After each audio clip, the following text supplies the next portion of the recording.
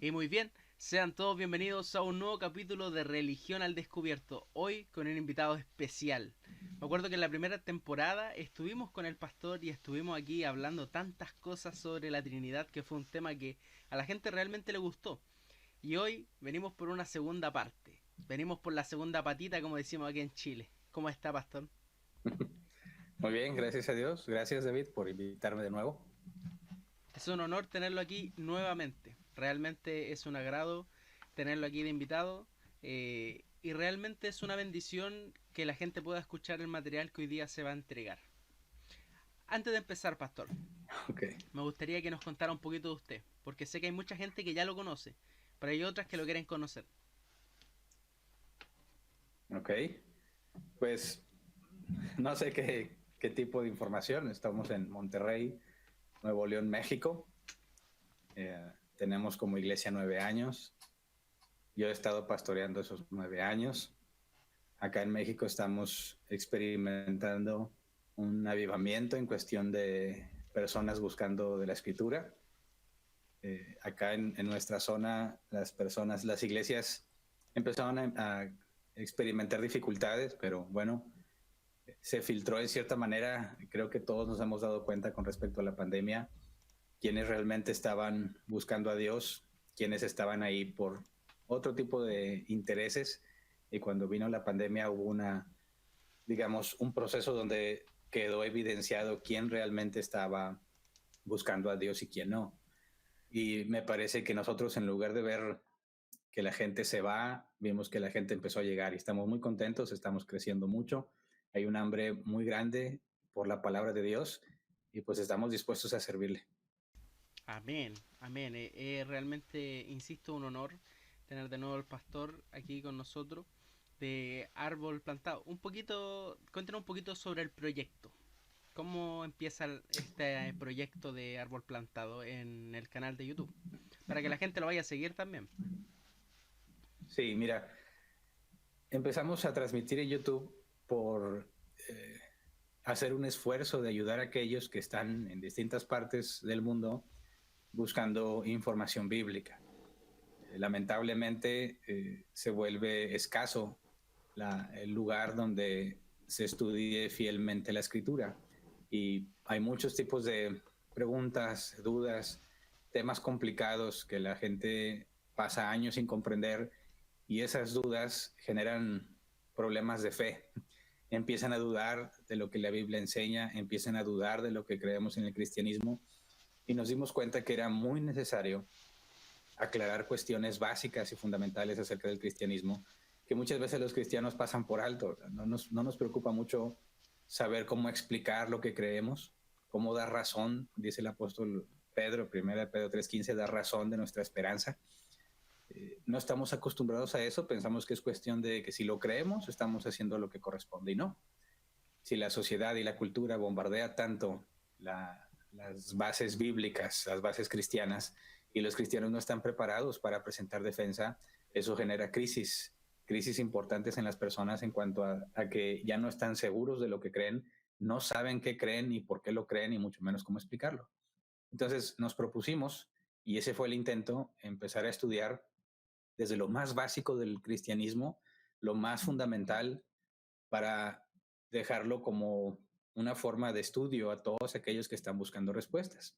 Y nosotros en la iglesia, en Árbol Plantado, con el objetivo de dejar en claro que no tiene nada de malo tener dudas intelectuales sobre lo que la Biblia dice o dudas sobre pasajes que aparentemente son contradictorios, pues bueno, pusimos una sección de preguntas siempre en nuestros temas. Cada que nos reunimos en la iglesia, al final destinamos un periodo de preguntas y respuestas para que cualquier cosa que se haya explicado de la escritura y haya quedado algo no muy claro o surjan otro tipo de dudas respecto al tema, poder enfocarlas. Y vimos que eso tuvo mucha aceptación. Así que decidimos empezar a transmitir desde lo más básico. Dijimos, esta es una serie que se llama Fundamentos del Cristianismo y empezamos desde el número 1, ¿qué es la revelación de Dios? Y ahí fuimos avanzando y avanzando y gracias a Dios esos temas han ayudado a personas en muchas partes del mundo. Estamos sorprendidos de tantas personas que les han sido útil esos videos. Algunas personas han empezado a establecer grupos de estudio usando la serie de fundamentos como base para enseñar a otros. Nos hemos enterado también de algunas congregaciones que se dieron cuenta que estaban enseñando cosas erradas, tomaron la serie de fundamentos y están, digamos, reconstruyendo la doctrina que estaban predicando. Iglesias enteras han sido reformadas en ese sentido, han enderezado algunos factores que no estaban bien enseñándose bíblicamente y estamos muy contentos, ¿verdad? El esfuerzo que hicimos en tratar de plasmar lo más básico del cristianismo para que ayudara a otros, hemos visto que a Dios le ha placido, a pesar de todos nuestros defectos, usarlo para el beneficio de muchas personas. Amén. Hasta a mí me sirvió. Hasta a mí me sirvió. Yo conocí el proyecto de Árbol Plantado en el año 2011, 2012, si no me acuerdo. Y en algún momento vi algunos de estos fundamentos que menciona el pastor y realmente son excelentes. Así que incluso los estudios que van ahora, día a día, todos los domingos, ¿cierto? No solamente a través de Árbol Plantado, sino que también a través de BC Online. O sea, hasta donde mismo Así salimos es. nosotros, a donde mismo sale Religión al Descubierto, también sale la iglesia Árbol Plantado. Así que muchas gracias a BC Online porque nos permite este espacio donde nosotros tratamos de acercar más a la gente de todas las condiciones a lo que nosotros amamos, que sería a Jesucristo, a Dios. Entonces, me parece realmente un honor nuevamente tener este crossover entre usted y Religión al Descubierto aquí con nosotros y me encantaría que empezáramos con el tema porque hoy día es un tema, pero una joyita de tema. La gente, la gente quizás no ha visto, o la mayoría quizás no ha visto el capítulo 1 de esta sección con el pastor, así que les recomiendo que vayan a buscarlo. La Trinidad en el Nuevo Testamento. Está en la página Religión al Descubierto. Y hoy día venimos a hablar sobre otro tema que es la Trinidad, pero en el Antiguo Testamento. Y aquí quiero darle un realce a este tema porque estaba hablando de Trinidad en un pueblo que tiene una singularidad. Así que hoy día se viene, pero muy bueno. Así que antes de comenzar, me gustaría, pastor, si puede estar orando para que partamos con la bendición de Dios. Claro que sí. Vamos a orar, Señor. Nos ponemos en tus manos y pedimos, conforme a tu voluntad, que tu Espíritu Santo nos guíe a toda verdad. Que así como a los apóstoles de Jesucristo, tu Espíritu Santo les reveló lo que tu palabra decía sobre el Mesías, permítenos, Señor, entender de la misma manera, concluir de la misma manera que Jesús estaba claramente manifestado en todo el Antiguo Testamento, que su obrar, tu Espíritu Santo y tú mismo, Padre, estaban claramente manifestados, aunque no habías permitido todavía que se viera con claridad. Permítenos llegar a las mismas conclusiones, úsanos, guíanos para concluir de acuerdo a lo que Jesús dijo, encontrar en todo el Antiguo Testamento las claras referencias a su persona. Gracias de antemano. Amén. Amén. Así que, primera consulta, partiendo de este tema.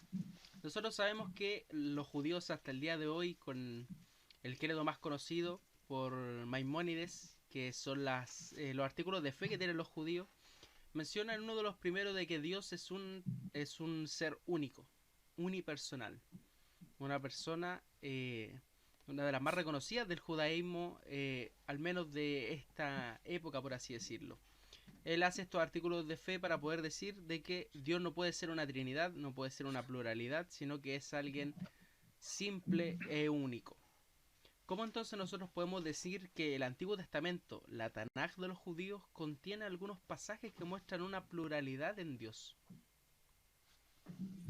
Bueno, me parece que podemos comprender, por lo que dice el apóstol Pablo específicamente, que Cristo era un misterio oculto.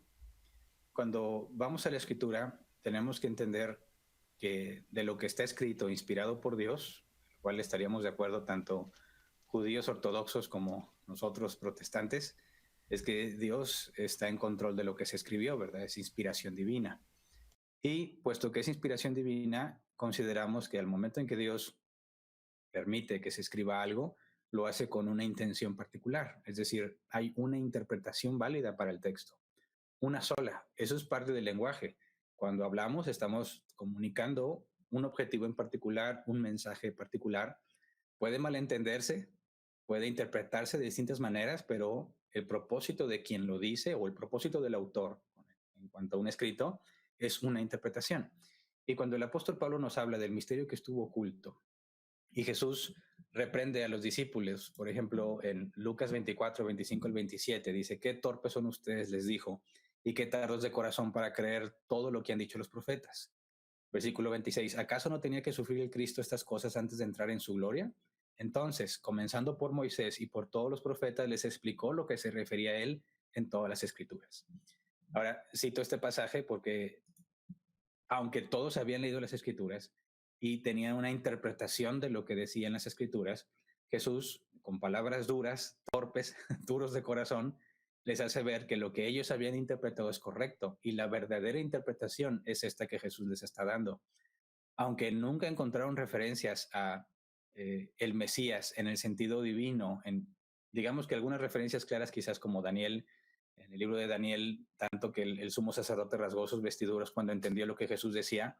Sin embargo, Jesús dice que en toda la palabra escrita hasta aquel entonces, el Antiguo Testamento habla de Jesús, de manera que hay formas de interpretar el Antiguo Testamento que nos deben llevar a concluir que ya se hablaba del Mesías, que es Dios en carne. Y el mismo Jesús habló de él y el Padre como si fuesen personas diferentes. Entonces, puesto que la interpretación que Jesús enseña a sus discípulos, el apóstol Pablo dice, era algo que estaba oculto, entendemos entonces que a menos que Dios nos lo revele, podremos entender la manera correcta de interpretar estos pasajes en el Antiguo Testamento. Ahora, reconozco que es imposible llegar a la conclusión estudiando esos pasajes que hablan aparentemente de lo que le llaman dos deidades, algunos les llaman así, o los dos poderes celestiales, donde la escritura refiere a Dios hablando en primera y en segunda persona de sí mismo. Era imposible comprender realmente a qué se refería, precisamente porque era un misterio, era algo oculto. Pero cuando tenemos la revelación en la persona de Cristo, entonces tenemos la luz suficiente para poder interpretar correctamente. Entonces, reconocemos que se requiere el Nuevo Testamento, la revelación de Jesús, para poder interpretar correctamente lo que está en el Antiguo Testamento. Y si nuestros amigos judíos ortodoxos no quieren reconocer nada en el Nuevo Testamento, no van a poder llegar a las conclusiones a las que nosotros llegamos. La revelación de Dios es progresiva y está claramente manifestado. Dios no reveló todo lo que se debía de revelar de una sola vez. Dios fue mostrando conforme pasa el tiempo a distintas personas, en distintas épocas, en distintos contextos culturales, poco a poco lo que Dios iba a hacer y cómo la escritura hablaba de este hijo de Eva prometido. Pero a menos que confíes en la revelación de Cristo, no vas a poder llegar a las mismas conclusiones que nosotros. Excelente. Excelente forma de poder partir el tema. Ahora, una consulta bien interesante con respecto a esto mismo. Bueno, en realidad son dos. Voy a tomarme el descaro de hacerle dos al tiro. Cuando se refirió a un tema de los dos poderes, yo entendí esa referencia. En la escritura rabínica, Okay. en la escritura rabínica, hubo una vez un rabino, si no mal me equivoco se llamaba Akiva, no me acuerdo en este momento cómo se llamaba el rabino, pero este rabino dijo que tuvo una visión del cielo donde vio que había dos poderes, habían dos seres ahí. y uno de ellos era Jehová, el Adonai, y el otro era la Memra, la palabra, y lo trataron de hereje. Entonces, ese tema de los dos poderes es bien interesante. Incluso les recomiendo a la audiencia que lean un libro de Michael Brown que se llama Respuesta a objeciones judías.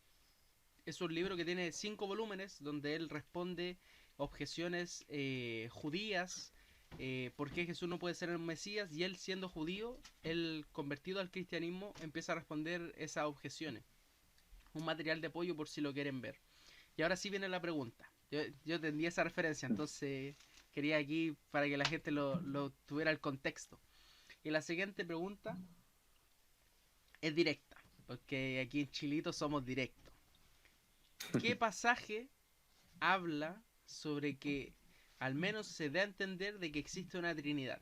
Porque, por ejemplo, lo que nosotros sabemos que la Shema es el texto más conocido de que Israel, tu Dios uno es. Estoy parafraseando obviamente para que la gente no me traten de hereje. eh, el Deuteronomio dice claramente de que Dios es uno. Entonces, esa mentalidad ya está dentro de los primeros 5 libros de la Biblia. ¿Dónde existe esta evidencia sobre de que existe más de un Dios? No más de un Dios porque la Trinidad es un concepto singular. Pero ¿dónde existe de que pueda haber esta pluralidad dentro del mismo Dios? Mira, me parece que encontramos un versículo claro donde se mencionan o se utilizan tres conjugaciones con respecto a Dios, ¿verdad? Habla Dios en primera persona y dice que fue enviado por otros dos, pero eh, me parece que las demás referencias que tenemos las podemos acumular y hacer un buen caso para afirmar que la Trinidad estaba expresada en el Antiguo Testamento, aunque no de una forma directa. Obviamente, no quisiera pasar por alto esto, la palabra Trinidad no la vas a encontrar en la Escritura en ninguna forma, ¿verdad? Esta palabra Trinidad está acuñada para explicar o expresar precisamente lo que encontramos en el Antiguo Testamento. Mira, vas a encontrar que el Antiguo Testamento se refiere a Dios con el nombre de Dios, ¿verdad? O Señor o Adonai. Pongamos YHVH para ser un poco más específicos. Luego se habla del ángel del Señor, se habla del Espíritu del Señor y se habla de la palabra del Señor. Y cuando analizas los pasajes que hablan del ángel del Señor, obviamente cuando hablamos de un ángel, la palabra malak hebreo puede ser cualquier mensajero, pero hay ocasiones particulares donde este mensajero es identificado como Dios mismo.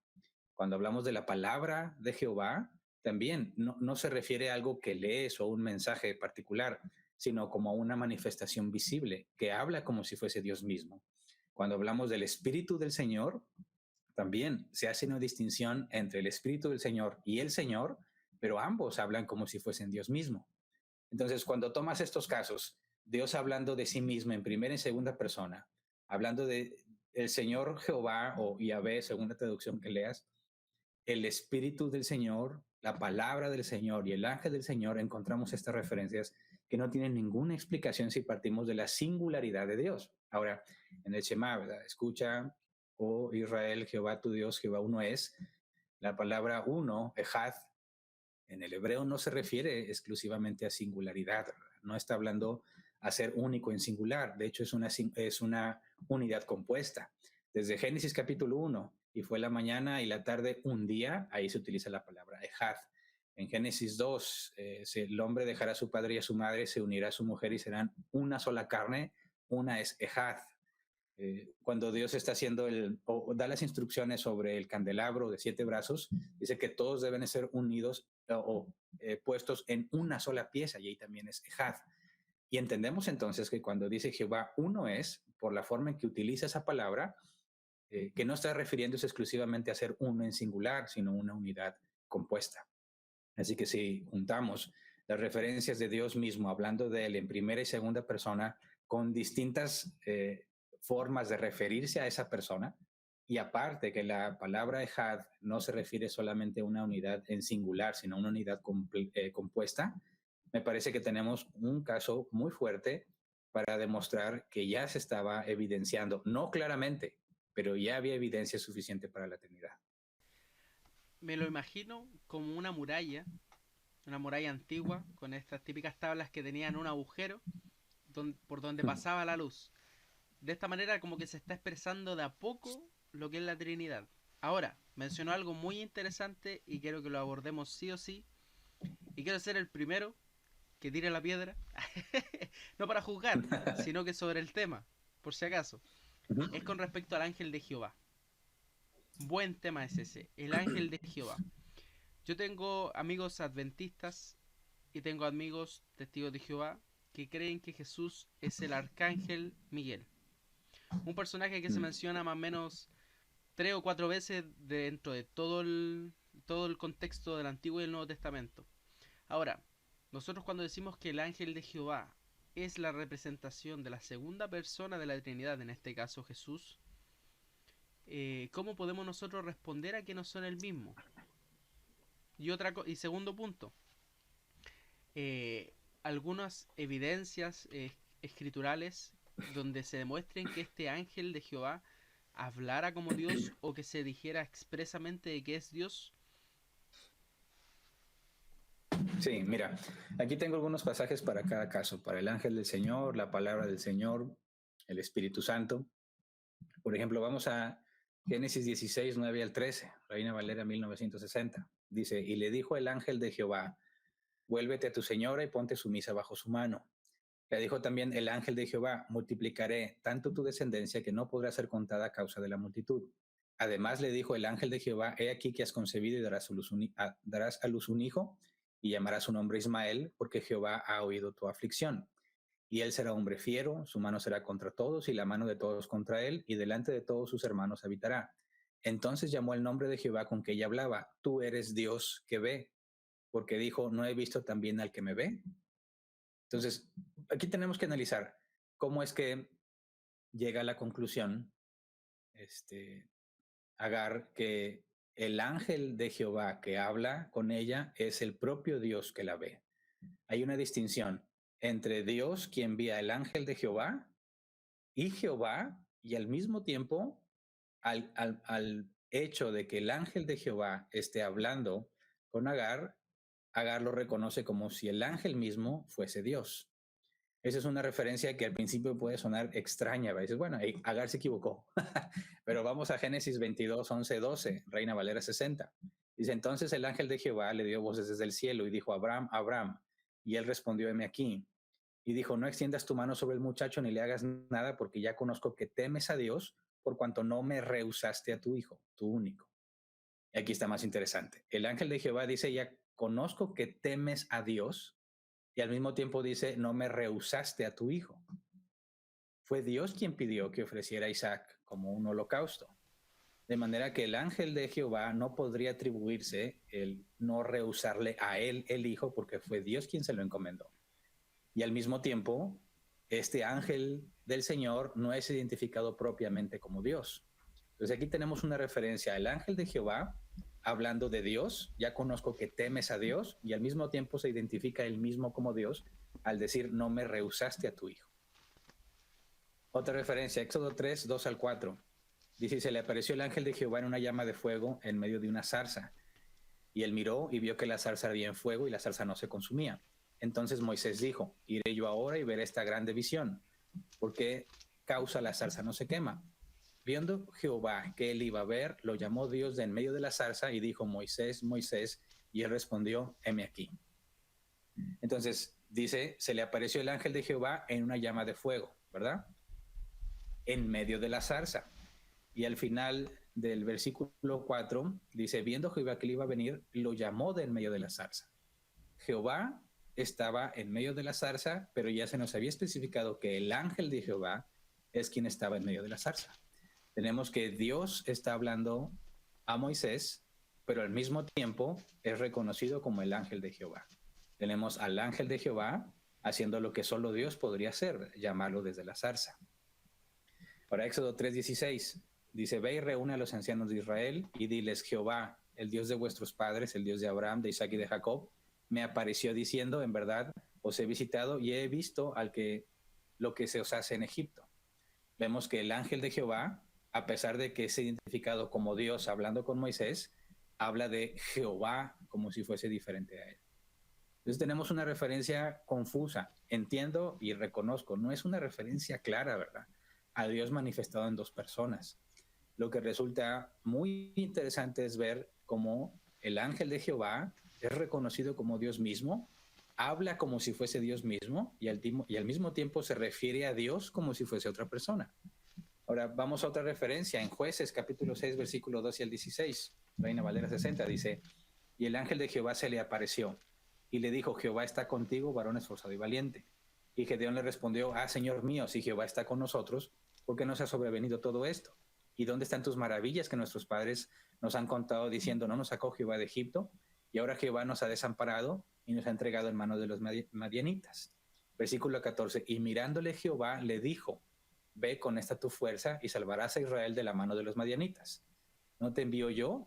Entonces le respondió: Señor mío, ¿con qué salvaré yo a Israel? He aquí mi familia es pobre en Manasés y yo el menor en la casa de mi padre. Jehová le dijo: ciertamente yo estaré contigo y derrotarás a los madianitas como un solo hombre.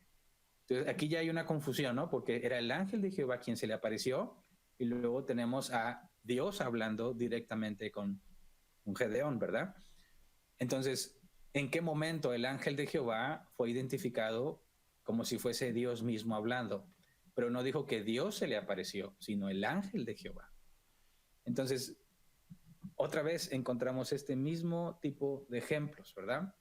Dice el versículo 22 y 23, viendo Gedeón que era el ángel de Jehová, dijo: Señor Jehová, que he visto el ángel de Jehová cara a cara. Pero Dios le dijo: pasa a ti, no tengas temor, no morirás. Solamente en el concepto de los israelitas, solamente ver a Dios provocaría tu muerte por su perfecta santidad y su perfecta justicia. Aquí se identifica al ángel de Jehová como ver a Dios mismo. Una más, Zacarías 3, versículo 1 y 2, Reina Valera 60. Me mostró el sumo sacerdote Josué, el que estaba delante del ángel de Jehová, y Satanás estaba a su mano derecha para acusarle. Y dijo Jehová a Satanás: Jehová te reprenda, oh Satanás, Jehová que ha escogido Jerusalén te reprenda. ¿No es este un tizón arrebatado del incendio? Entonces tenemos al ángel de Jehová que dice: Jehová te reprenda, ¿verdad? El ángel de Jehová, que ya lo vemos representado en otras partes como Dios mismo, habla diciendo: Jehová te reprenda, ¿verdad? Entonces, tenemos que llegar a una conclusión, y yo entiendo que cuando alguien lee esta información dice: pues bueno, pueden darle algún otro sentido, quizás he escuchado que algunos hablan de un género literario, etcétera, etcétera. Pero si nosotros partimos de lo que Jesús dijo y como él manifestó diciendo que el Padre y él son uno mismo, ¿verdad? Y que él era anterior a Abraham y él fue identificado precisamente como el creador de todas las cosas. En el principio era el verbo, ¿verdad? El verbo era con Dios y el verbo era Dios y todo fue creado por medio de él. Encontrar estos versículos sobre el ángel de Jehová y Jehová identificados como el mismo en algunas ocasiones, pero al mismo tiempo diferente persona, me parece que apunta claramente a la segunda persona de la Trinidad. Qué interesante esto que está mencionando. ¿Por qué? Porque ya le voy a hacer otra pregunta que de nuevo va a ir al callo, pero antes de eso me gustaría también dar otro ejemplo que también me encantan, que es el ejemplo de Jacob, por ejemplo, cuando pelea con el ángel.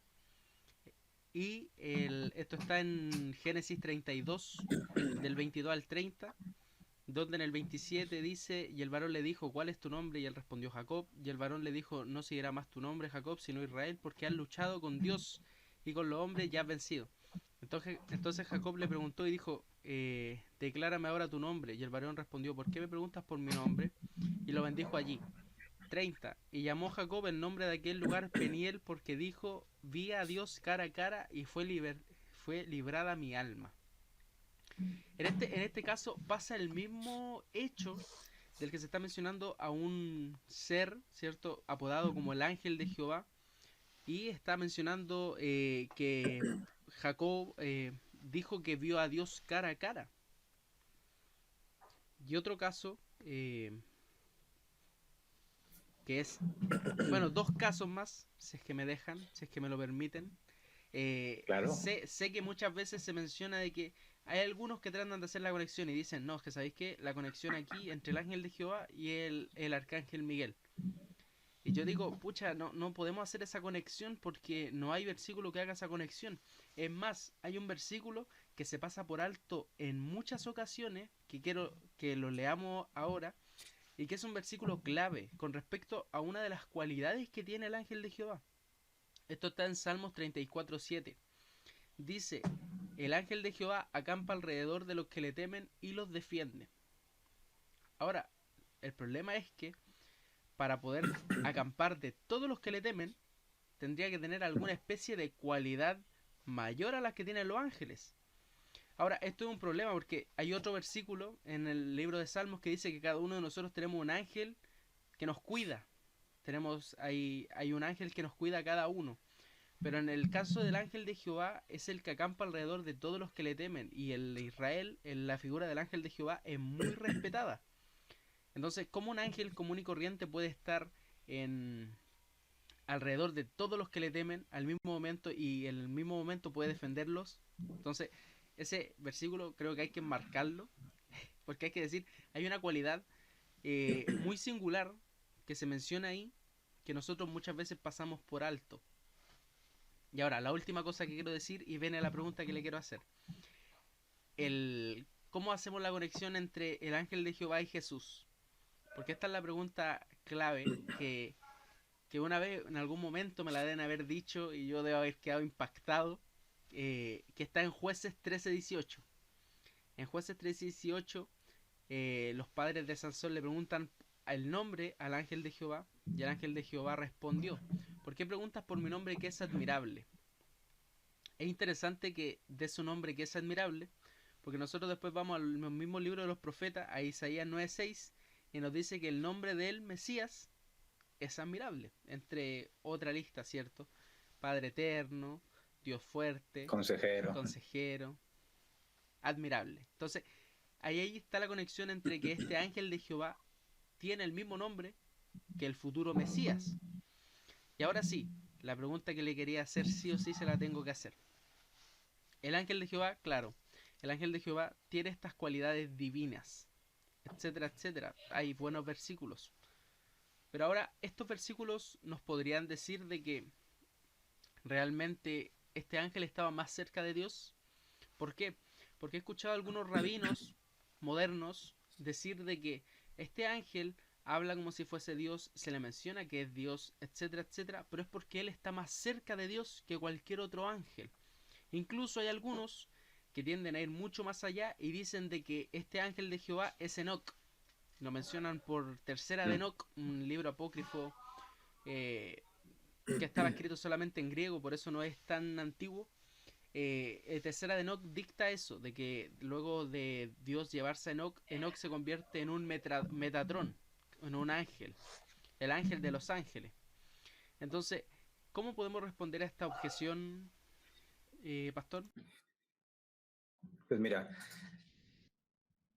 podríamos tratar de mostrar algunas otras interpretaciones o analizar la manera en que estoy interpretando y tratar de buscar errores exegéticos y muchas cosas que podemos hacer, pero para mí lo más claro es que, y por eso lo mencioné desde el principio, partimos desde la revelación de Jesús, ¿verdad? Si omitimos las palabras de Jesús y lo que él manifestó acerca de sí mismo y del Padre, podemos llegar a un sinfín de conclusiones de lo que encontramos en el Antiguo Testamento. Y por eso hacía referencia que tiene que haber una sola interpretación válida, como todas las profecías del Antiguo Testamento. Podrías, podrás, cualquiera que las leyera se imaginaría muchas cosas que ajustarían a las señales o a lo que se describe que sucedería, pero no podríamos saber la forma correcta hasta que se cumple. No hay forma de poder saber exactamente cómo se va a cumplir una profecía hasta que se cumple. Y todas las posibles referencias, interpretaciones o situaciones que consideremos para explicar una profecía antes de que se cumpla, pues ninguna va a tener la certeza de que es la correcta hasta que ya vemos el cumplimiento. Por eso, cuando partimos del Nuevo Testamento y vemos la revelación de Jesús y quién es Él, ahora sí, partiendo de ahí, vas al Antiguo Testamento para poder darle el sentido correcto a todo lo que la Biblia dice. Si eliminas la parte de la revelación de Jesucristo, no hay ninguna guía, brújula, punto de referencia para determinar quién se está acercando a lo que es. Y por eso yo siempre evito seguir esa línea de argumentación, que si es un ángel cercano o no es un ángel cercano, pues mira, partimos de lo que Jesús dijo de sí mismo. Y partiendo de ahí, todo se aclara. Quitas las palabras de Jesús y no es más que una confusión y cualquier interpretación sería válida y de ninguna manera podríamos desacreditar ninguna de las interpretaciones. Se requiere necesariamente las palabras de Jesús. Entonces, esto, para hacerlo más cortito, lo que tienen que hacer es meterse a la primera entrevista del pastor, donde él ya da la evidencia de que Jesús es Dios y las palabras que dijo, y después te venía a meter acá, ¿cachai? Capítulo 1, capítulo 2. Y ahí está el hilo conductor entre este estudio y el anterior. Es interesante, ¿ve? Vayan a ver la primera parte porque la primera parte estuvo buenísima. Ahora, otra pregunta, y esta pregunta quiero decirle antes de que nos vayamos a una pausa comercial.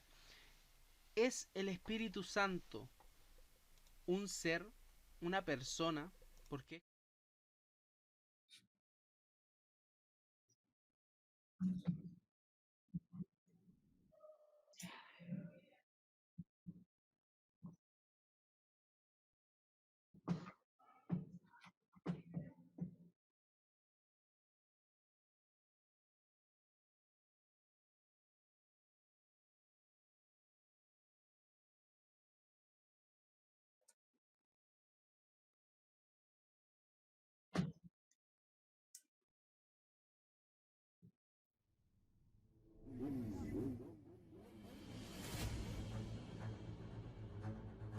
Que su entrevista ha sido, yo diría que la más técnica de cuantas me han hecho en los últimos 20 años. Nada más, es bastante. Con el oír, sino que tomemos decisiones y entendemos que también este mensaje, ya no digo solo este directo, sino el mensaje de Jesús pueda llegar cada vez a más personas. Es un mensaje que cambia vidas y que transforma el mundo y lo hace para bien. Soy el camino, yo soy la verdad, yo soy la vida. Juan 14:6. Nadie llega al Padre si no es por mí. Entonces, si Jesucristo me enseña que Él es el único camino al Padre y luego otras personas dicen otras cosas, pues de nuevo, ya que soy protestante, ya que estoy comprometido con sola escritura, me someto a la autoridad de Jesús. Digamos que le da peso a la hipótesis de que la primera causa es puramente actual. Y la ventaja que esto tiene para el teísmo es que luego prácticamente todo el resto de atributos divinos clásicos se puede ir deduciendo de esta noción. Hago un llamado a todos los cristianos a que vayan a la Biblia, a que no crean simplemente porque alguien lo dijo. No me creas porque yo te lo digo. Créelo, sí y solo sí está en la Biblia. Y empieza a crear cultura misionera en los hermanos. Y por ahí primero se empieza un trabajo misionero. Los ejemplos que traen son muy ilustrativos para la gente que probablemente no los han oído nunca. Al menos que hayan leído, por ejemplo, el libro de Raymond Brown o algo así, donde están esos ejemplos, sin duda alguna.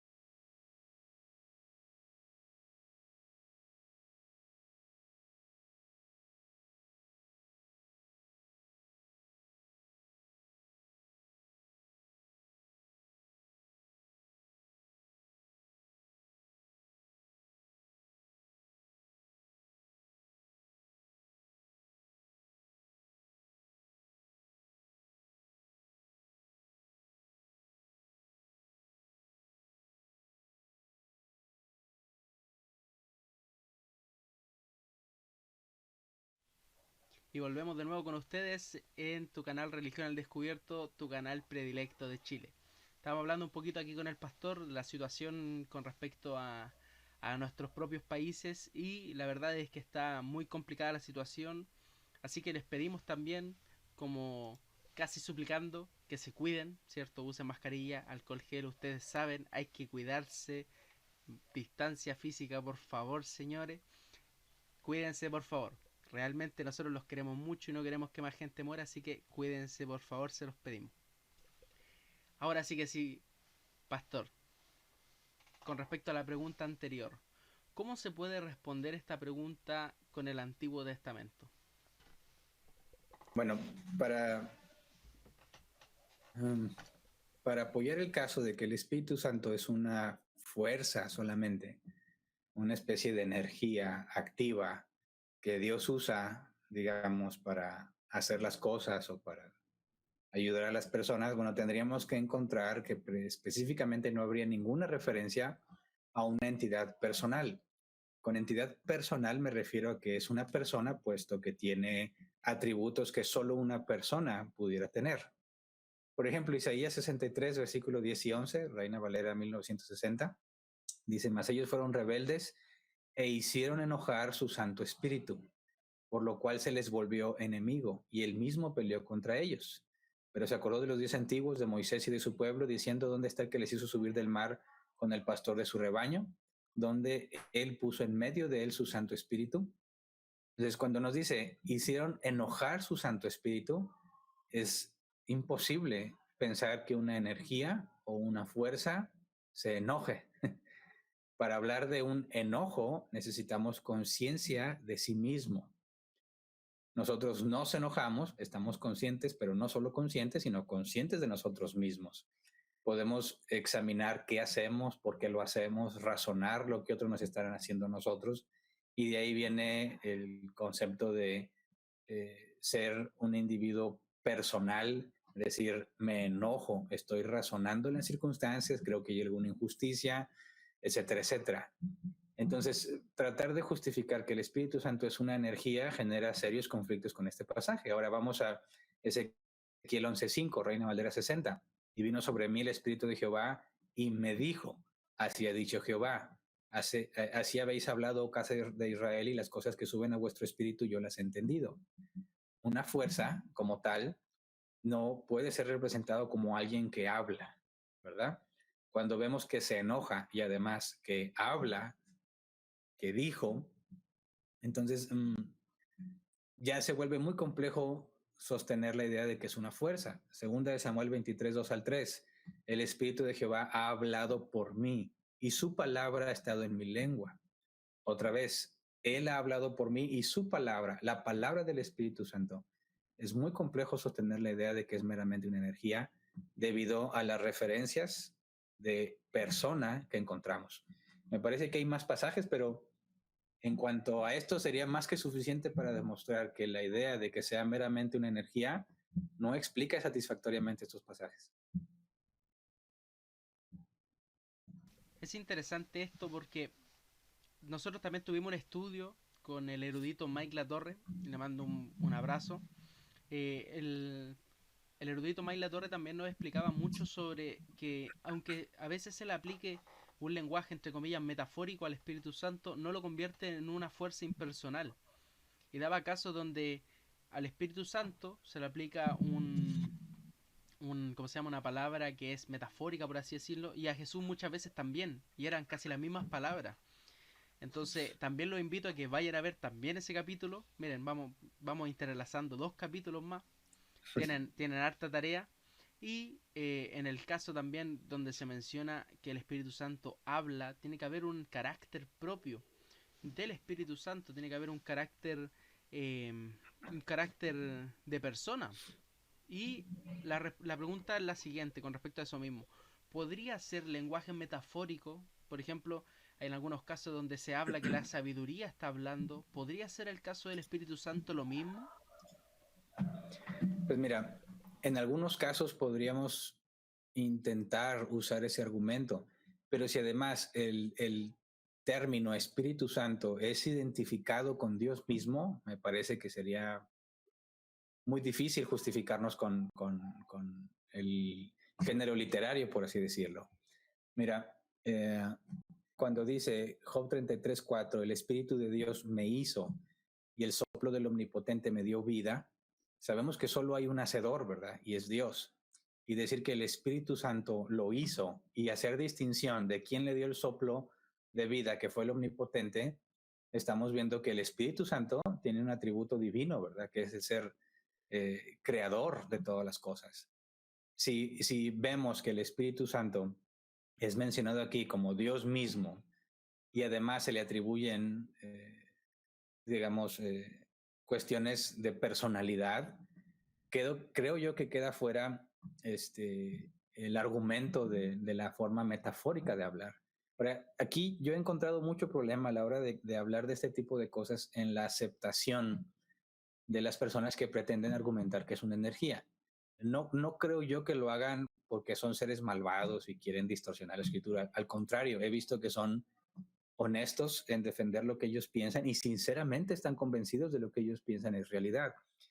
Lo que he visto que a mí me funciona es tratar de hacerles ver que cuando nos acercamos a la interpretación de la escritura, tenemos que dejar que la escritura hable por sí misma y que nos lleve a la conclusión que sea, pero partiendo de la escritura. Cuando ya tenemos una idea preconcebida y pretendemos desacreditar interpretaciones en algunos pasajes para argumentar qué es el lenguaje, es la forma metafórica, es el género literario, partimos muy parecido a lo que vimos en el caso del ángel de Jehová, que si vamos al Nuevo Testamento y vemos las referencias personales, ¿verdad?, que tiene el Espíritu Santo, y luego vamos al Antiguo Testamento y encontramos esas mismas referencias personales, no hay mucho que hacer al respecto en cuanto a la conclusión a la que debemos de llegar. Podemos argumentar la manera en que se usan las palabras, considerar el contexto de algunos versículos, pero yo no he visto que eso me lleve a avanzar en ese tema con aquellos que lo defienden. Más bien, yendo al Nuevo Testamento, teniendo la revelación de quién es el Espíritu Santo, luego vamos al Antiguo Testamento y encontramos que armoniza y que describe igualmente de forma personal el Espíritu Santo, la conclusión inevitable es que no puede ser una fuerza. Pero me parece, creo que fue Leibniz o Pascal que dijo, en la Escritura hay suficiente oscuridad para el que no quiere creer y suficiente luz para el que quiere creer. Entonces, el esfuerzo que hacemos es interpretar en armonía toda la Escritura. Si vamos al Antiguo Testamento y lo aislamos y dejamos fuera lo que el Nuevo Testamento dice, tú mismo estás siendo deshonesto a la hora de ir a los pasajes y escoger ciertas cosas para justificar que no está hablando en términos personales del Espíritu Santo. Si consideras lo que tenemos en el Nuevo Testamento, me parece que es inevitable la conclusión. Y ese es el problema que yo he visto. Pocas veces he tenido la oportunidad de hablar con un, ¿cómo le llaman? Unicitario, o hablan específicamente del Espíritu Santo como una energía, o nuestros amigos testigos de Jehová que dicen que es precisamente eso, ¿verdad? Es la manera en que Dios hace las cosas, es un poder. Cuando he hablado con ellos y los llevo a considerar la revelación completa, he visto que eso los hace, no que lo acepten, pero los hace pensar, los hace reconsiderar. Entonces, me parece que la forma más clara de ver aquí es, llega a una conclusión con toda la revelación. No es defendible, con toda la evidencia que tenemos de atributos personales, no es defendible que el Espíritu Santo sea una mera energía. Generaría ciertos conflictos básicos que me parece nos hacen deshonestos a la hora de investigarlo. Entonces, el objetivo nuestro es ser sinceros a las conclusiones que nos lleva la Escritura. No se trata de llevar la conclusión hacia lo que yo quiero que concluya. Se trata de concluir en base a la evidencia. Y eso, creo yo, en mi experiencia, me ha ahorrado muchas discusiones, muchos argumentos en que sí o no, que sí es válido ahí el contexto y el género. No, simplemente ve la revelación completa, Antiguo y Nuevo Testamento, y vas a ver que armoniza perfectamente con lo que el Nuevo Testamento nos dice acerca del Espíritu Santo. Claro, es un tema de muchas veces por ideas preconcebidas. Nosotros descartamos teorías enteras simple y llanamente por lo que nosotros ya creemos de antemano.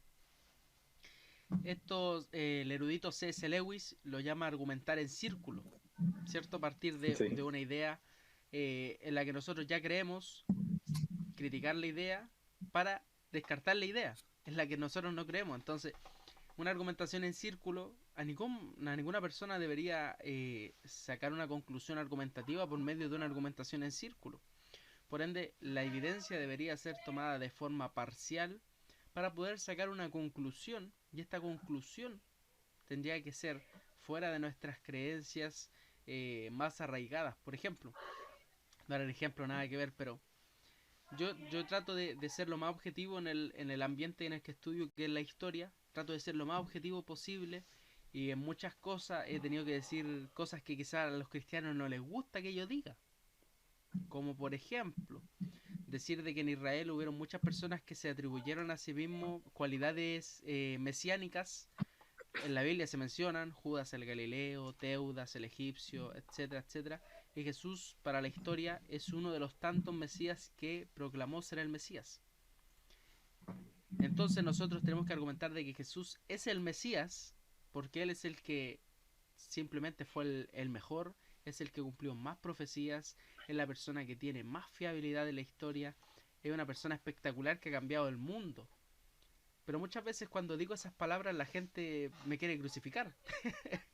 Y es muchas veces por eso, por esas ideas preconcebidas de muchas veces no poder decir algunas cosas en las que nosotros no creemos, y muchas veces nos cerramos a nosotros mismos.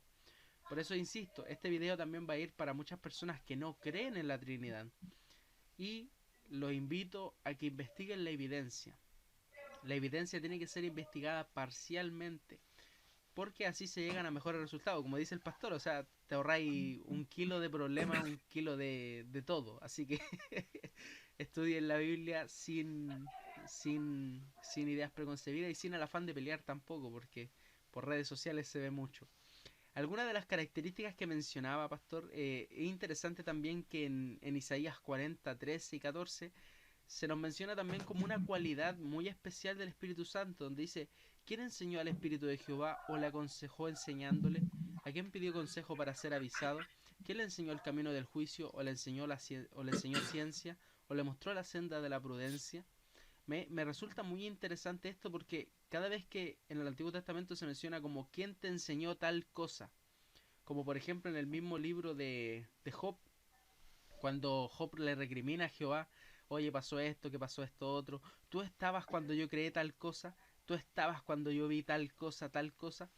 Cuando aquí se refiere como a quien aconsejó al Espíritu de Jehová, como que le está dando como una característica de conocimiento pleno, como un conocimiento como muy, muy absoluto con respecto por ejemplo, a estas cosas, como el camino de juicio, como la ciencia, el conocimiento, o como la senda de la prudencia. Entonces, esta cualidad sería como una cualidad compartida entre Jehová y el Espíritu Santo por medio de este versículo. Es que mira, para nosotros debería ser muy claro, pero aquellos que dicen, no, es que está hablando metafóricamente, ya no tiene ningún sentido tratar de explicar ese pasaje, porque ya lo descartaron, ¿verdad? Dicen, no, pues sí, habla del Espíritu Santo en términos personales, pero es una metáfora o es algún otro género literario, ¿verdad? Entonces dicen, a eso es a lo que yo me refiero. Cuando llegamos a ese punto, me parece que tenemos que lidiar con la honestidad. Es decir, ok, vas a descalificar un texto de esa manera, diciendo que tú no crees que esté hablando literalmente sobre atributos personales del Espíritu Santo, y no vamos a llegar a ningún lado. En mi experiencia, de ahí ya no se mueven.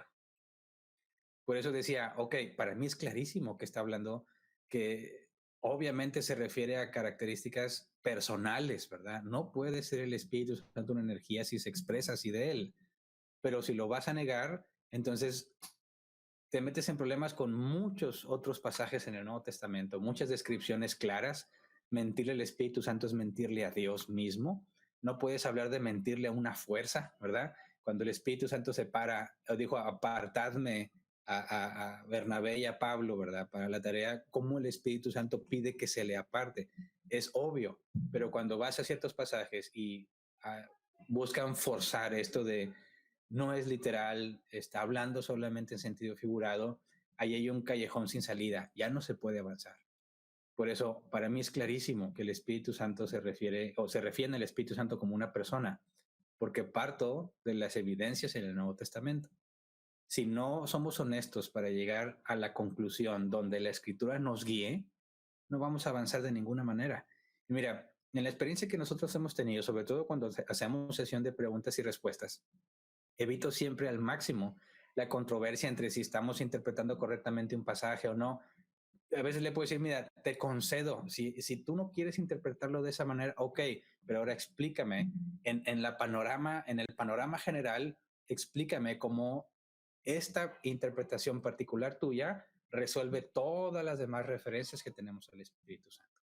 Es decir, en lugar de frascarnos en un pasaje y si lo interpretamos bien o mal, ten la perspectiva general y dime cómo solucionas todos los pasajes que hablan sobre características personales en el Espíritu Santo. Y explícamelo de una manera satisfactoria, racional, que me lleve a ver que no hay ninguna contradicción y que armoniza con todo lo que la Escritura enseña.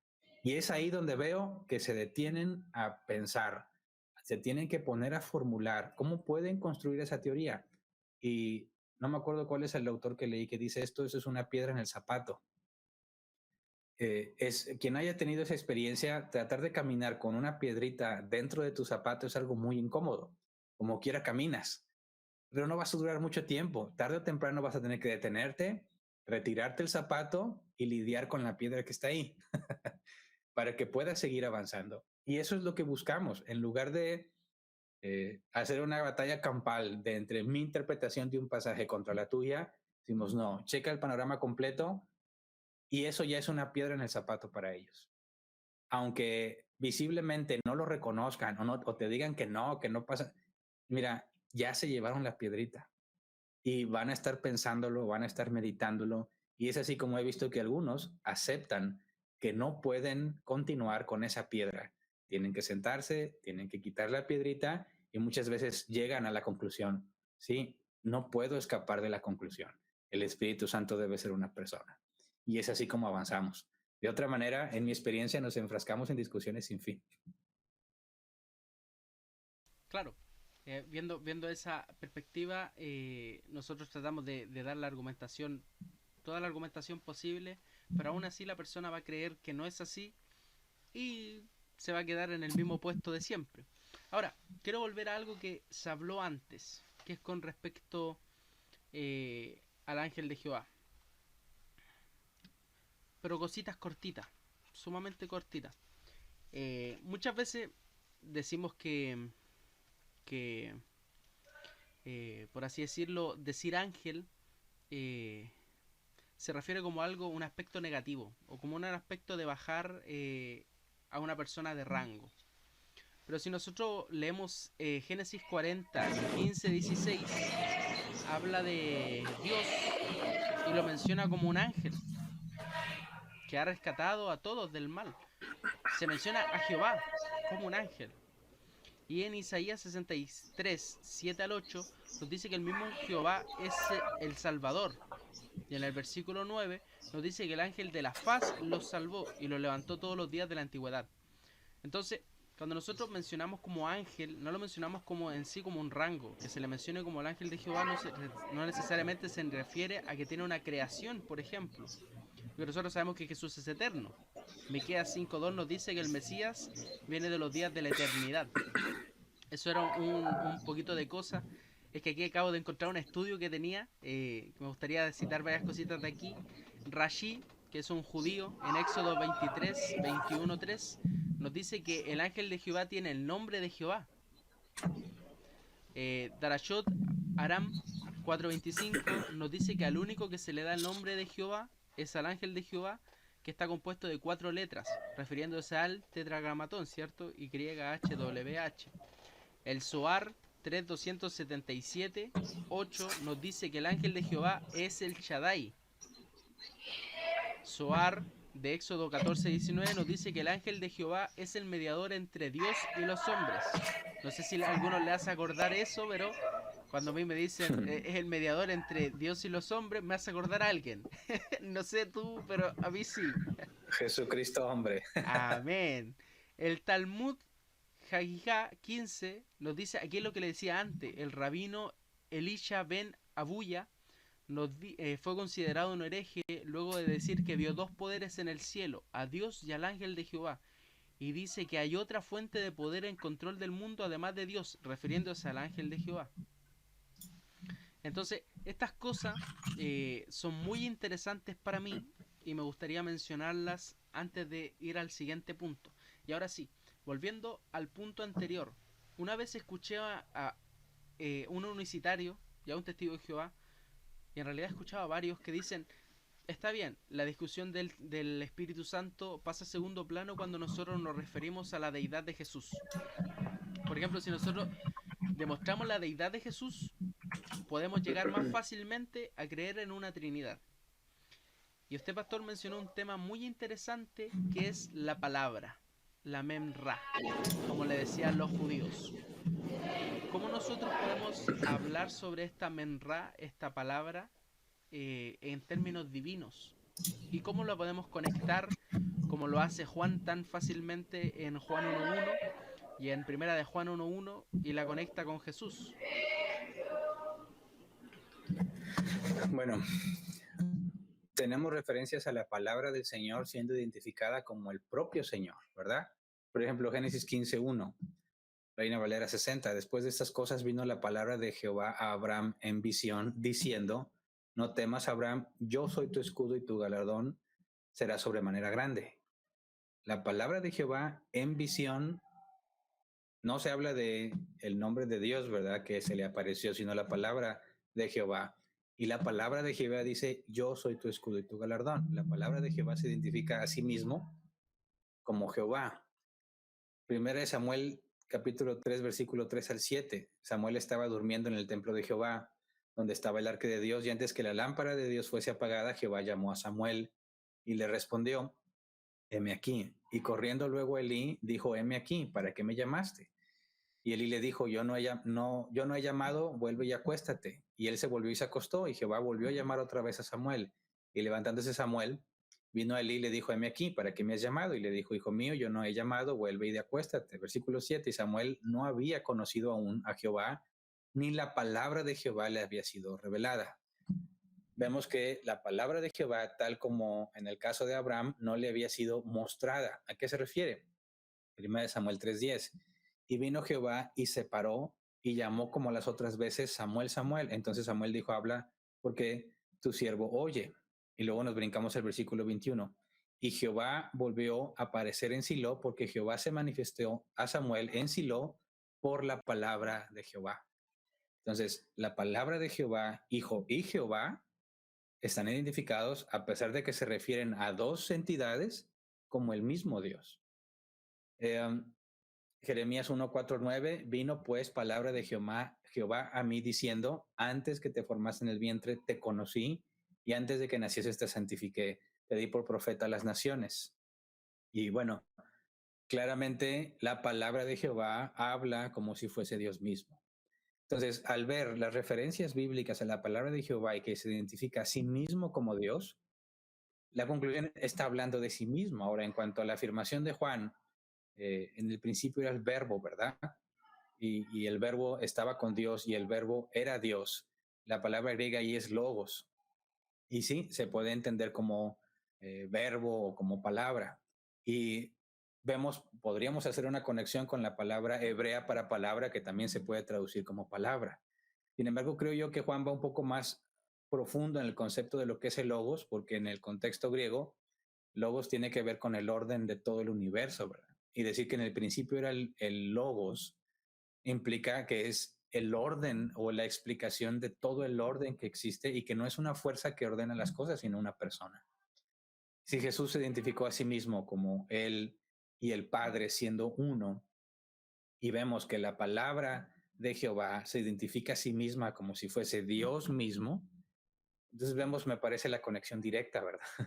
Entre la palabra de Jehová o el verbo de Dios, como dice el apóstol Juan, o lo que da sentido y orden al universo, y Dios mismo manifestándose visiblemente como la palabra de Jehová, me parece que tenemos un buen caso para mostrar que a pesar de referirse a dos personas, siguen siendo una sola deidad, ¿verdad? Una sola fuente de todo lo que Dios hace, aunque de forma oscura, es decir, en el Antiguo Testamento, vemos que está representado en más de una persona.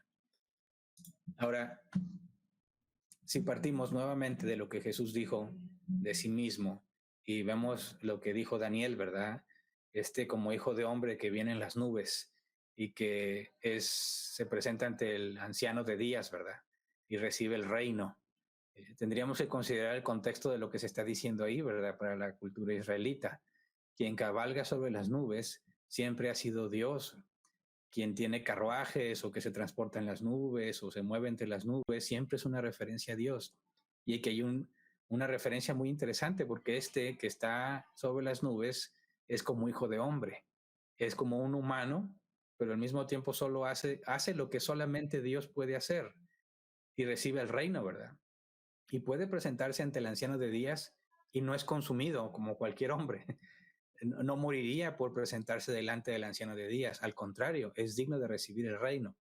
Entonces, me parece que hay una referencia muy clara que Jesús usa de sí mismo para mostrar que Él es divino.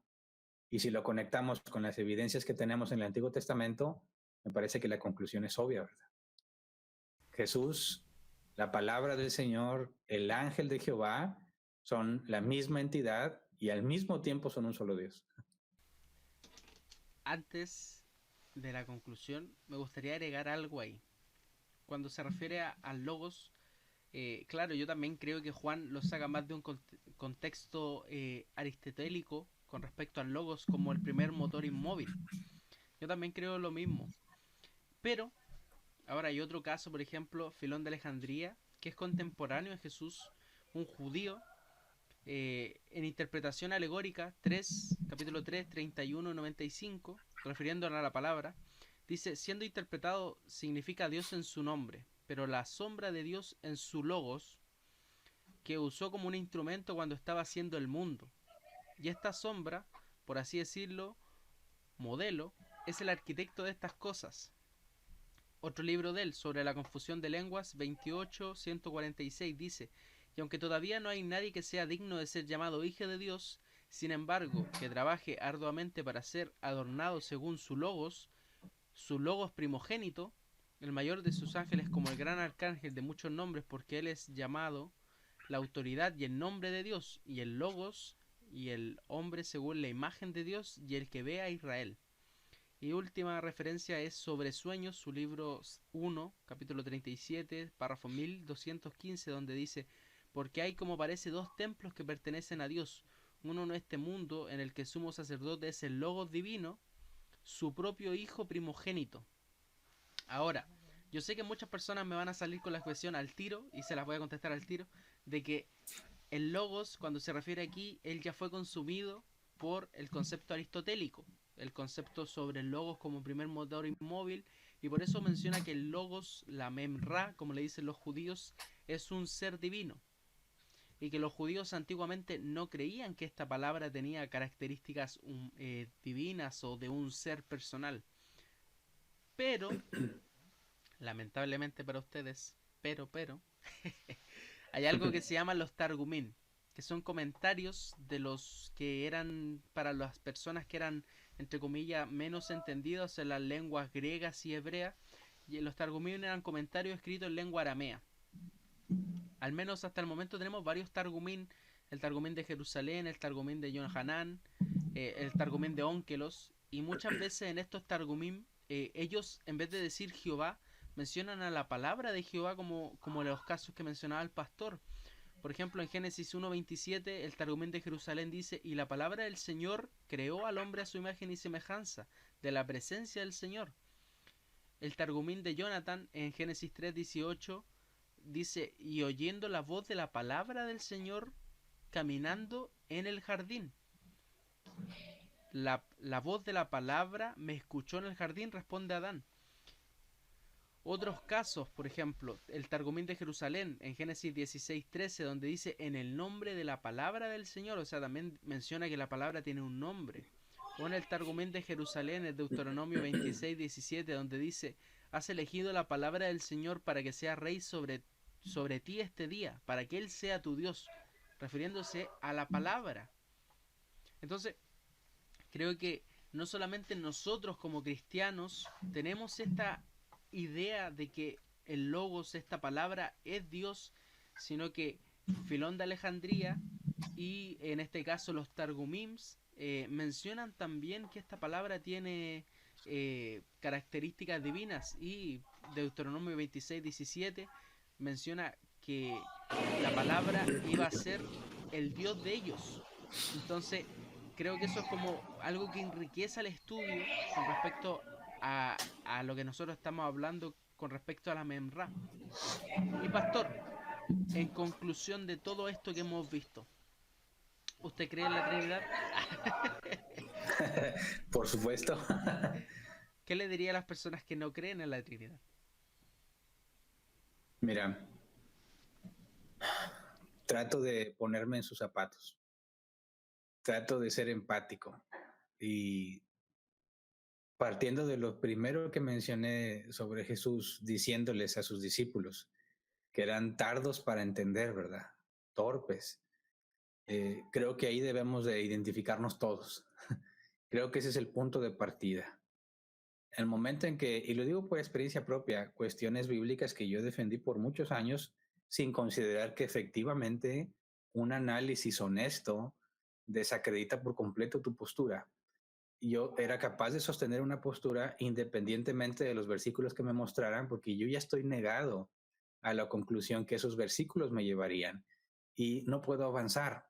Pero si partimos de lo que Jesús dijo, y en eso todos debemos identificarnos, somos torpes, tardos para entender, para creer, y necesitamos que el Maestro, Jesús, nos enseñe, nos abra el entendimiento, como se dice Lucas, ¿verdad? Sopló sobre ellos, les abrió el entendimiento para que comprendieran las Escrituras. Me parece que sin eso, no importa cuántas fuentes citemos, referencias, comprobemos, exégesis, lo que sea, sin que Dios abra nuestro entendimiento, no vamos a poder captar la interpretación válida, única, que está en la Escritura. La intención que Dios tiene al escribir lo que escribió por medio de autores humanos, no la vamos a poder comprender a menos que se nos abra el entendimiento. Y lo primero que debemos hacer es reconocer que somos torpes, que somos lentos y que necesitamos al Espíritu Santo que nos guíe. Partiendo de ahí, partiendo de esa postura de humildad, reconocer que vamos llegando a conclusiones, considerando los pasajes bíblicos, esas conclusiones deben ser las que forman y forjen nuestra manera de pensar. A nadie nos gusta, también lo digo por experiencia propia, a nadie nos gusta que nos muestren que estamos mal. A nadie nos gusta que nos digan que estamos interpretando mal. Pero no se trata simplemente de ganar una disputa o una discusión o demostrarte que estoy mal. Nuestro objetivo, si amamos a Dios, es sujetarnos a su palabra, es reconocer que necesitamos que Él nos muestre. Entonces, cuando hablamos con aquellos que tienen ya una postura preconcebida y que difícilmente la pueden justificar en la palabra, pero aún así no quieren dejarla, yo quiero dejar en claro, muy en claro, que cuando hablamos de estos temas no estamos tratando de avergonzar a nadie, ni hacerle sentir ignorante, porque así te sientes cuando te demuestran que estás mal. Sientes que están exhibiendo que eres un ignorante o que lo que creíste durante muchos años es falso. Lo digo porque lo viví mucho tiempo y es muy difícil llegar a una conclusión bíblica de parte de aquellos que te hacen sentir inferior o que te hacen sentir ignorante. Y eso genera un conflicto en nuestro corazón, de no querer aceptar la conclusión a donde nos lleva. Por eso tenemos que asegurarnos todos, como dice el apóstol Pablo, que nuestra plática sea amena y de buen gusto, que estamos glorificando a Dios a la hora que hablamos sobre los temas y que no se trata de acumular información a ver quién muestra más información que el otro, no, se trata de honestidad, de reconocer que todos tenemos un problema como el de los discípulos, que somos torpes, y tardos para entender y que necesitamos de Dios para que nos lleve a una conclusión válida. Creo yo que si todos partimos de esa postura, aquel que reconoce que sus conclusiones no están sólidamente establecidas en la Escritura, pero no percibe que tratan de avergonzarlo, va a estar más dispuesto a reconsiderar su postura y a llevar a donde las conclusiones lo lleven. Así que para aquellos que se resisten a creer, lo entiendo perfectamente porque yo estuve ahí. Entiendo lo difícil que es procesarlo y darte cuenta de que hay algo mal en tu interpretación, pero debemos abrazar aquello que la Escritura afirma y debemos abrazar la idea de que la revelación es progresiva, que vamos avanzando en santidad, que si no sabes todo lo que hay que saber ahorita, no hay problema. Sigue estudiando, sigue esforzándote. Creer algo es muy importante, pero siempre y cuando tenga bases sólidas, tenga bases bíblicas. De nada te sirve crear algo si no lo puedes comprobar claramente por medio de la Escritura. Así que yo quiero aprovechar para hacer un llamado a todos aquellos que intercambiamos opiniones en este tipo de temas donde reconocemos que pueden ser temas complicados, tener un llamado a la paciencia, a buscar la armonía, a sinceramente exponer las ideas en una forma clara y sencilla y conformarnos con dejar una piedra en el zapato. Con eso, no se trata de ganarles, no es una competencia ver quién da mejores argumentos, es un esfuerzo por explicar la verdad bíblica y Dios es el que determina a quién se le concede y a quién no, ¿verdad? Entonces, como lo digo desde experiencia personal, alguien que reconoce que he estado equivocado en muchos temas, que en distintas posturas me aferré a cosas que no venían claramente especificadas en la Biblia. El proceso de reconocerlo es doloroso, es difícil, pero vale la pena. Entonces, quisiera que siempre vieran, o es mi intención, que cuando hacemos una sesión de preguntas, cuando hacemos alguna sesión para aclarar los temas, nuestro propósito no es meramente discutir, sino abrir la mente los dos, escuchar a los argumentos y llegar a una conclusión razonable y abrazar aquello que tenga más firmeza bíblicamente. Muchas posturas tienen algo de firmeza bíblica, algunas más que otras. En temas complejos hay que abrazar aquellas posturas que tienen más fundamento. No siempre vamos a encontrar una respuesta específica. Si hubiera un versículo que diga, sí, aquí hay una Trinidad y es el Padre, el Hijo y el Espíritu Santo, no estaríamos discutiendo en estos temas. Pero al comparar los distintos modelos bíblicos y las distintas posturas, siempre hay que abrazar aquella que resuelve más problemas, que tiene menos conflictos, que su evidencia es más clara y más sólida bíblicamente. Y pedirle a Dios que nos guíe. Entonces, en estos temas, seamos comprensivos unos con otros. No olvidemos que son temas complejos, polémicos, y que nuestro propósito es, como dice el apóstol Pablo, hablar con aquellos por si Dios les concede arrepentirse, por si acaso Dios les permite entender. Nosotros no somos los que convencemos, el que convence es el Espíritu Santo. Así que si lo hacemos todos con armonía, podemos tener distintas opiniones, incluso contrarias, pero podemos respetarnos unos a otros sin problema. Amén. Amén. Muchas gracias, pastor, por esa conclusión. Realmente es de mucha bendición que esté aquí. Y yo creo que la gente va a querer una tercera parte. Les digo al tiro. Nos van a pedir una tercera parte. Nos van a pedir una tercera parte. Así que muchas gracias, pastor, por estar con nosotros. Este estudio ha sido espectacular. Realmente es de mucha bendición. No solamente tenerlo aquí, sino que también haberlo conocido. Que estemos con esta comunión. Y también pedir también por la iglesia Árbol Plantado, por el proyecto que se está haciendo, y me imagino todas las cosas que están saliendo a la palestra en esto que es la era tecnológica. Ahora más que nunca nosotros tenemos que estar llenando las redes sociales de Cristo, canales de YouTube, Instagram, Facebook, etcétera, todo que esté lleno de Jesucristo, para que Jesucristo esté... Una vez escuché una frase muy famosa que dijo un primo mío que yo respeto mucho, que dijo, hay que hacer famoso el nombre de Cristo. Porque muchas veces nosotros nos ponemos la camiseta, a A mí me encanta el rap, por ejemplo, y a veces ando con una camiseta de Wu-Tang Clan y me siento tan orgulloso de andar con esa camiseta. Muchas veces nosotros tenemos que hacer eso mismo, pero con Jesucristo. Ponerlo en la camiseta de Jesús y hacer famoso el nombre de Jesús donde quiera que estemos. Universidad, trabajo, colegio, estudios, etcétera. En la calle, en la iglesia, en una oficina. Hagamos famoso el nombre de Cristo y nosotros tratamos de hacer esto con el mayor cariño posible y también con las mejores intenciones. Así que muchas gracias, pastor, por esta nueva oportunidad que nos entregó. Es una persona demasiado académica para nosotros y por eso nosotros lo queremos mucho y esperamos la tercera parte. Bueno, David, al contrario, el gusto es mío, el honor es mío, nuestro objetivo es servir y con mucho gusto, tú dime de qué se trata y le entramos. Amén. Así que para poder terminar me gustaría orar para que este programa sea entregado en las manos de Dios y que el Señor bendiga a cada uno de los que está escuchando este programa. Así que, Padre amado, Padre celestial, te damos las gracias, Señor. Tú, Señor, que nos ves desde arriba con ese amor inmenso, Señor, esa misericordia tan grande, Señor, que tú entregaste aquel día, papá.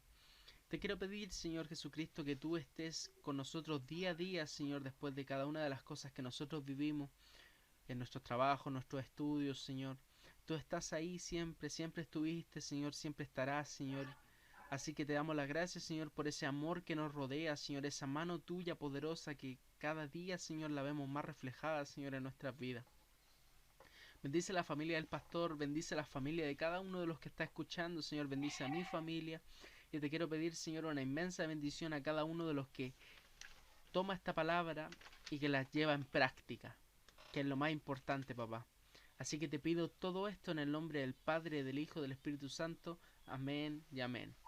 Así que muchas gracias a todos los que estuvieron con nosotros en Religión al Descubierto. No se olviden de pasar por el canal Árbol Plantado. Vayan a ponerle al pastor. Venimos de Religión al Descubierto y lo queremos, pastor, porque el pastor se va a sentir sumamente bendecido por esas cosas. Vayan a buscarlo en Facebook, en YouTube y esperamos la tercera parte. Así que muchas gracias, pastor, nuevamente. Espero que el Señor le bendiga mucho y ahí vamos a estar conversando tras bambalinas sobre lo próximo que hablaremos. Muy bien, mi deseo que Dios los bendiga a todos y si Dios quiere nos vemos una próxima vez. Amén. Así que muchas gracias a todos los que estuvieron con nosotros. No olviden conectarse el próximo domingo en Religión al Descubierto. Espero que el Señor me los bendiga, me los guarde, me los proteja y nos estaremos viendo en un próximo capítulo. Chao, chao.